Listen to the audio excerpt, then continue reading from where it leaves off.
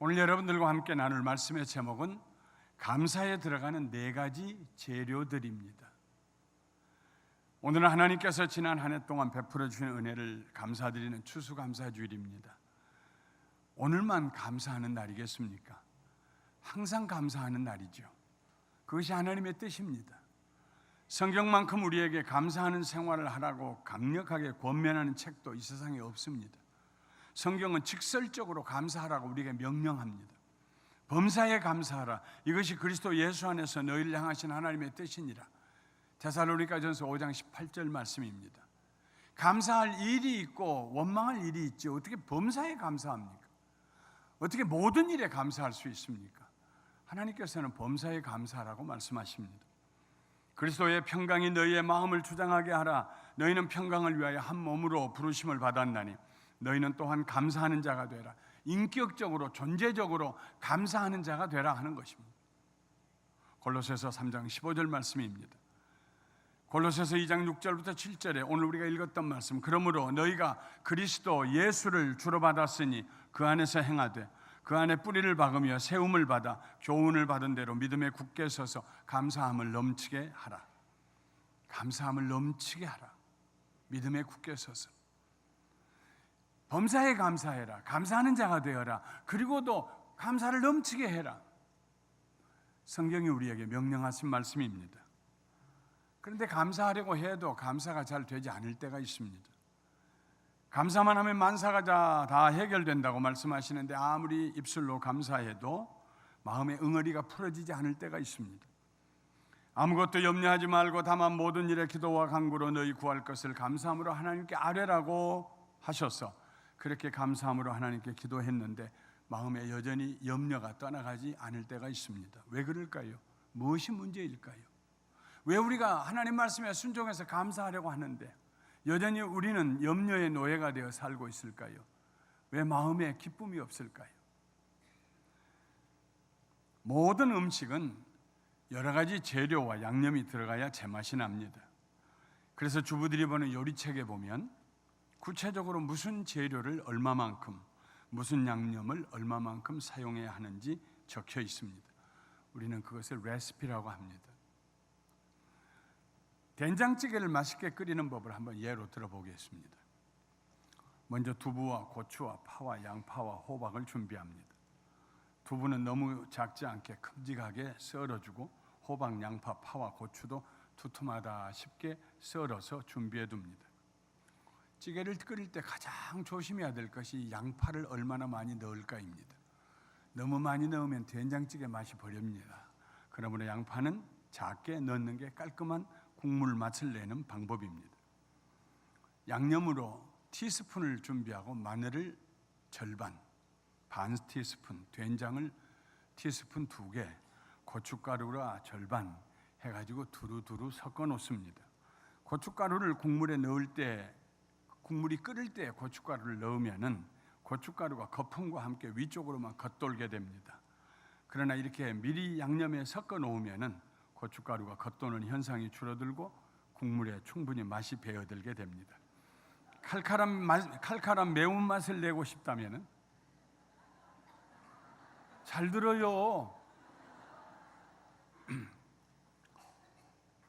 칼칼한 매운맛을 내고 싶다면은 고춧가루보다는 매운 고추를 이용하는 것이 좋습니다. 그런 다음 잘 손질한 창자를 빼내은 멸치 10개쯤을 넣고 물을 300cc쯤 넣어서 끓입니다. 된장찌개의 맛은 된장에서 나오지 않고 멸치에서 나옵니다. 섞어둔 양념을 잘 풀어준 후에 먼저 그 양념을 끓입니다. 끓기 시작하면 불을 조금 줄이고 거품을 걷어낸 후에 준비해둔 야채와 두부를 넣고 호박이 적당히 익을 때까지 끓여줍니다. 너무 오래 끓이면 막상 먹으려고 할 때는 호박 범벅이 돼서 먹을 수가 없습니다. 그러면 기가 막힌 된장찌개가 됩니다. 목사님은 별걸 다 아신다. 요즘 웹에 들어가면 모르는 게 없어요. 거기서 얻어온 것입니다. 감사하는 신앙도 마찬가지입니다. 왜, 무엇을, 어떻게, 언제 이와 같은 재료들이 감사에 들어가야 합니다. 무조건 감사하다가 하나님의 기적과 같은 은혜를 체험하는 경우도 있습니다. 번번이, 때때로. 그러나 가능하면 재료가 제대로 들어가고 구색이 갖추어진 감사의 생활을 해야 합니다. 그러면 확실한 감사의 열매를 맺게 될 것입니다. 그래서 오늘은 감사하는 신앙생활에 반드시 들어가야 하는 4가지의 영적 재료들에 대해서 말씀을 드리려고 합니다. 감사에 들어가야 할 첫 번째 재료는 믿음입니다. 믿음이 없는 감사는 마치 넓은 바다 한가운데서 엔진이 고장난 배와 같습니다. 그래서 상황이 어려워지면 풍랑이 일어나면 감사할 수 있는 동력을 잃어버리고 이리저리 흔들리다가 원망의 바위에 좌초하게 됩니다.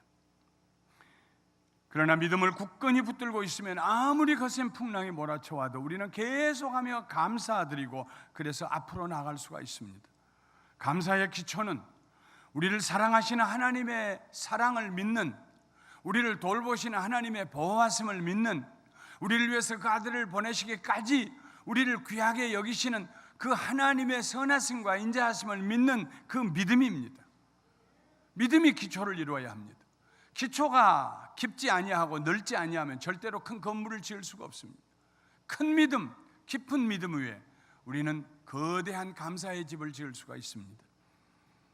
로마서 8장 29절에 우리가 알거니와 하나님을 사랑하는 자 곧 그의 뜻대로 부르심을 입은 자들에게는 모든 것이 합력하여 선을 이루느니라.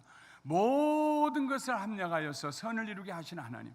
내가 하나님을 사랑한 것밖에 없는데 내가 하나님을 사랑하는 그 사랑을 보시고 내 삶에 일어나는 모든 우여곡절을 다 모아서 결과적으로 선을 이루어 주시는 하나님, 그 하나님을 믿는 이 믿음, 엄청난 믿음입니다. 이 믿음을 가진 사람은 어떤 경우에도 감사하게 됩니다. 믿음이 없이는 하나님을 기쁘시게 하지 못하나니 하나님께 나아가는 자는 반드시 그가 계신 것과 또한 그가 자기를 찾는 자들에게 상 주시는 이심을 믿어야 할지니라. 하나님은 반드시 계십니다. 흔들릴 수 없는 믿음. 하나님의 이름을 부르면 하나님은 우리에게 필요한 상급을 주십니다. 흔들리지 아니하는 믿음. 이 믿음을 가지고 하나님께 나아가는 자, 그 사람은 어떤 상황에서도 감사할 수 있게 됩니다. 믿음이 없는 감사는 뿌리 없는 나무와 같습니다. 언제라도 감사가 사라지고 원망의 잡초가 무성하게 자라게 될 것입니다. 우리는 예수님을 믿는 믿음 안에 뿌리를 내리고 굳게 서서 감사해야 합니다. 믿음의 뿌리가 강할 때 우리의 감사는 어떤 고난과 어떤 고통과 어떤 시련이라도 능히 이길 수가 있습니다. 이런 사람은 밤중에도 일어나서 감사 찬송을 부를 수 있습니다. 시편 119편 62절에 내가 주의 의로운 규례들로 말미암아 밤중에 일어나 주께 감사하리다. 내가 하나님의 의로운 말씀들로 인하여서 밤중에 일어나서 주께 감사하리다. 여러분, 밤중에 할 수 있는 일이 무엇입니까? 날이 밝아야 사람을 찾아가죠. 날이 밝아야 은행을 찾아가죠. 날이 밝아야 일을 하죠. 밤중에는 할 일이 아무것도 없습니다. 그런데 무거운 짐이 그를 잠을 못 이루게 합니다. 자다가 서서히 깨어나세요. 다시 물밀듯이 걱정과 염려가 밀려와요. 밤중에 할 일이 무엇이 있습니까? 그런데 이 시인은 내가 밤중에 하나님을 찬송할 것이라고 그랬어요. 내가 밤중에 하나님께 일어나서 두 손을 들고 감사하겠다고 했습니다. 밤중에 일어나서 하나님을 찬송하고 감사하는 사람은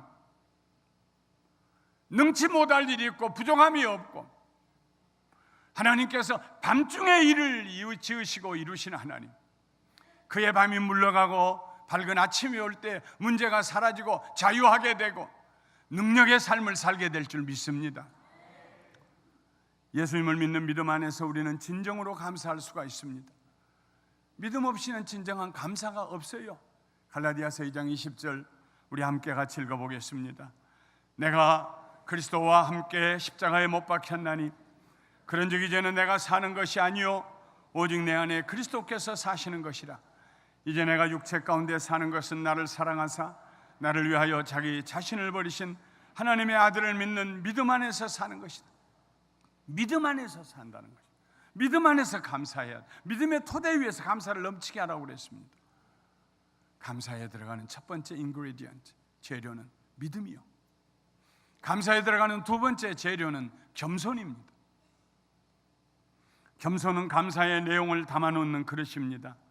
국물을 끓이려면 튼튼하고 깊은 그릇을 사용해야 합니다.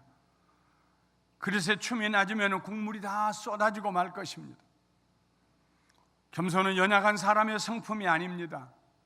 강한 사람의 성품입니다. 자기를 낮추는 일이 자기를 높이는 일보다 훨씬 더 어렵습니다. 자기 자랑은 아무나 쉽게 할 수 있습니다. 그러나 자랑할 일이 많음에도 불구하고 자기를 낮추고 다른 사람을 높이며 다른 사람을 칭찬하는 일은 아무나 할 수 있는 일이 아닙니다. 강한 성품을 가진 사람, 의지가 분명한 사람만이 할 수 있습니다. 교만한 사람은 절대로 감사할 수가 없습니다. 교만한 사람에게 있어서 감사하는 일은 그것이 사람에게 하든 하나님에게 하든 자존심 상하는 일입니다. 다 타고나서 그렇게 잘 되는 거지. 그 아무나 그렇게 되나? 다 머리가 있어야 되지.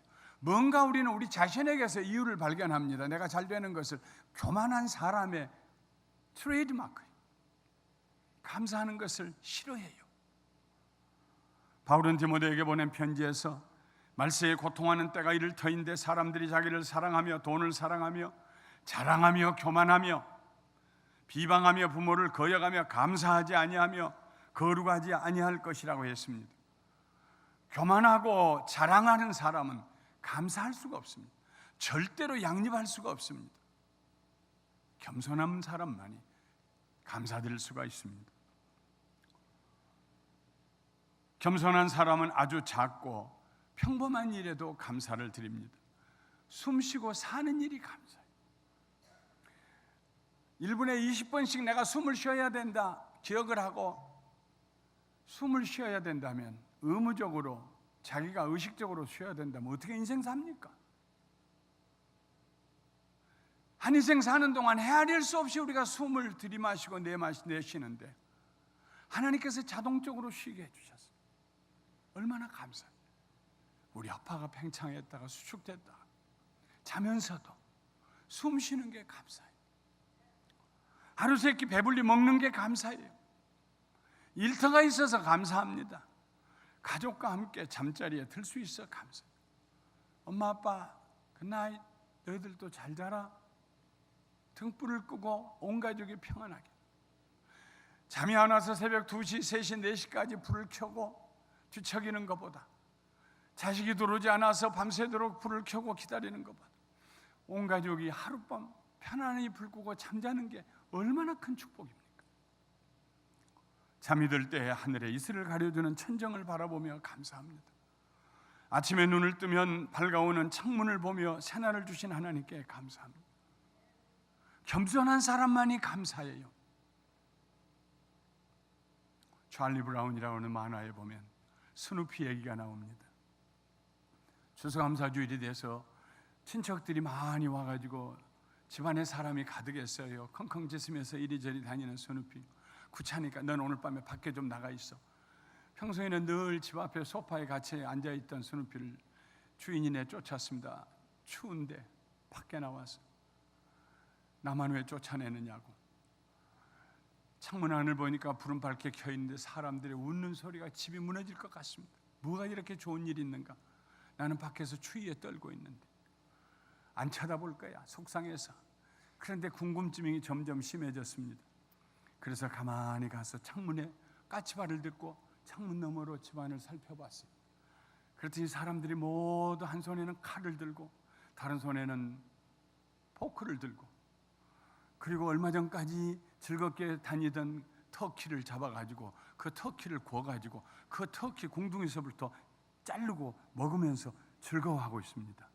그때 스누피가 가슴을 쓸어내리면서 아니야, 이보다 더 나쁜 일도 있을 수 있겠구나.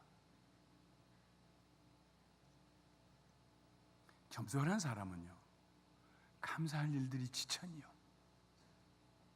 왜 나만 이렇습니까? 아니요. 감사할 일들이 천지에 가득해. 다윗왕은 특별히 감사의 시를 많이 지었습니다. 하루는 밤하늘의 달과 별을 보면서 이렇게 감사의 노래를 부릅니다. 시편 8편 우리 함께 큰 소리로 다윗의 마음이 되어서 한번 읽어보도록 하겠습니다.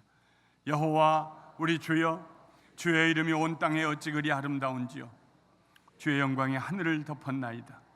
주의 대적으로 말미암아 어린아이들과 젖먹이들의 입으로 권능을 세우시며 이는 원수들과 보복자들을 잠잠하게 하려 하심이니이다. 주의 손가락으로 만드신 주의 하늘과 주께서 베풀어 두신 달과 별들을 내가 보오니 사람이 무엇이기에 주께서 그를 생각하시며 인자가 무엇이기에 주께서 그를 돌보시나이까. 그를 하나님보다 조금 못하게 하시고 영화와 종기로 관을 씌우셨나이다. 주의 손으로 만지신 것을 다스리게 하시고 만물을 그의 발 아래 두셨으니 곧 모든 소와 양과 들짐승이며 공중의 새와 바다의 물고기와 바닷길에 다니는 것이니이다. 여호와 우리 주여, 주의 이름이 온 땅에 어찌 그리 아름다운지. 여호와 우리 주여, 주의 이름이 온 땅에 어찌 그리 아름다운지요. 다윗은 자신을 어린아이와 젖먹이처럼 낮추었습니다. 낮추고 보니까 감사할 일이 천지에 가득했어요. 감사에 들어가야 될 두 번째 재료는 겸손입니다. 감사에 들어가야 될 세 번째 재료는 사랑입니다. 마음속에 미움과 분노가 가득 차 있는 사람은 절대로 진정한 감사를 드릴 수가 없습니다. 오히려 원망하는 삶을 살게 될 것입니다. 맛있는 국을 끓이기 위해서는 깨끗한 물을 사용해야 됩니다. 마찬가지로 감사하며 살기 위해서는 먼저 마음을 정결하게 해야 합니다. 원수 갚고 싶은 마음을 몰아내야 합니다. 시기와 질투를 쓸어내야 합니다. 저주와 비난, 이런 쓰레기들을 모두 우리 마음에서 제거해야 됩니다. 그리고 사랑으로 채워 넣어야 합니다. 이 세상에 있는 모든 사람들은 우리가 긍휼히 여겨야 할 대상들입니다.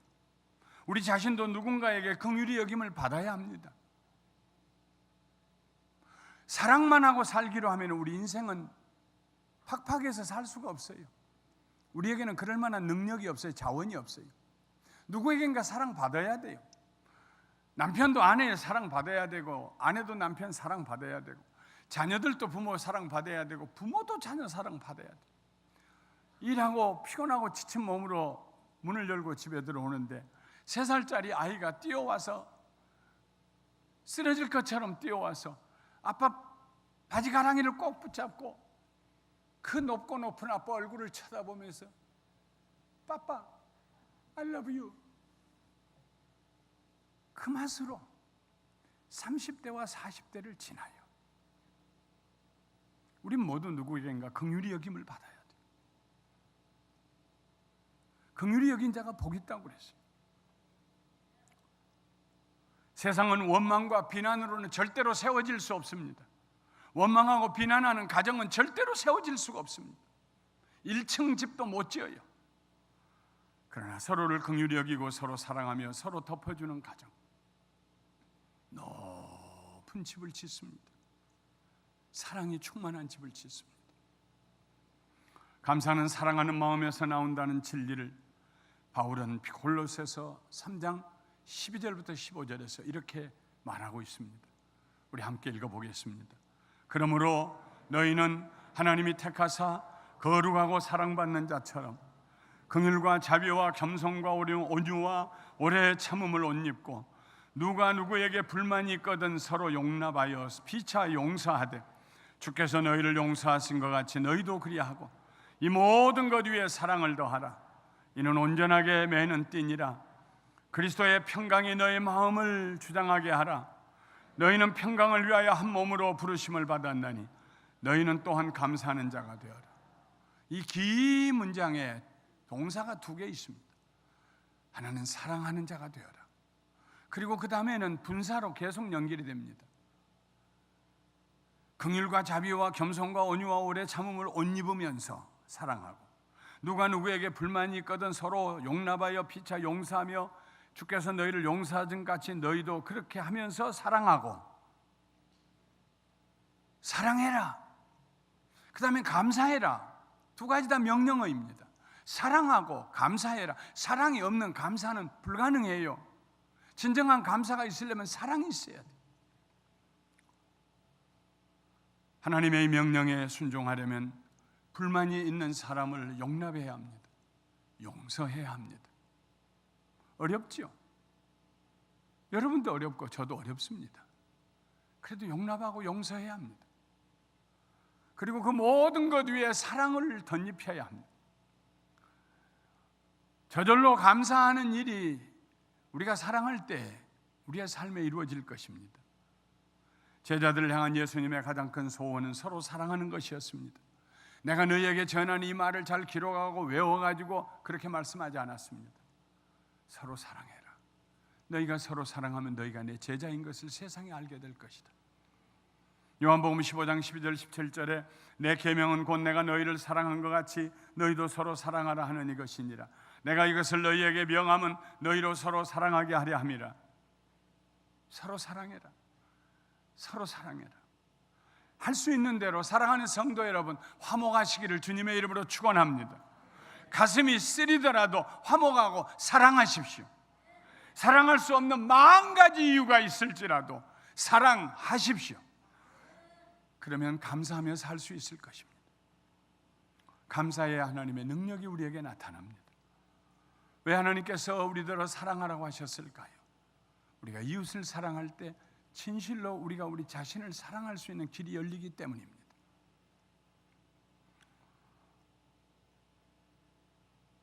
올바른 감사, 열매 맺는 감사를 하려면 믿음의 재료가 들어가야 돼요. 겸손의 재료가 들어가야 돼요. 거기에 사랑의 재료가 들어가야 돼요. 마지막 네 번째로 인내라는 재료가 들어가야 합니다. 찌개는 오래 끓여야 제맛이 나요. 아무리 양념 재료 다 넣고 가만 놔두면 그게 찌개 됩니까? 끓여야죠. 뜨겁게 끓여야죠. 감사도 마찬가지입니다. 인내가 없이는 진정한 감사에 이를 수가 없습니다. 겸손의 그릇 속에 믿음과 사랑의 재료를 넣고 오래 끓여야 합니다.